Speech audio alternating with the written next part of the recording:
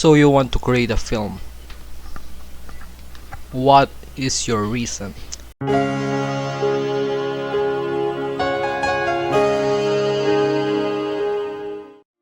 You must have a reason to create something. Find your reason, and even create it if needed. It will help you to stay focused.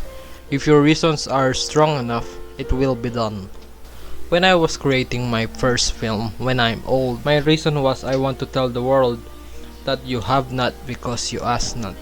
I want to share to the world that before I was the most successful man in the world, I was just asking and asking and asking and asking.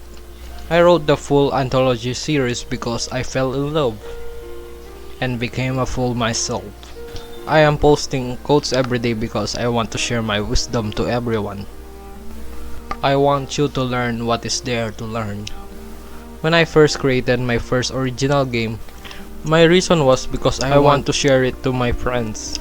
And it turns out it became a rush. And without even planning, I published it on Epic Games. And my game didn't sell too much. Today I learned. My new reason is I want my game to sell. And I want everyone to enjoy my game. Notice that I created these projects because I want to. It is always the will to do it. You're wanting to have it. Set your goals with a reason. Dream big with a bigger reason.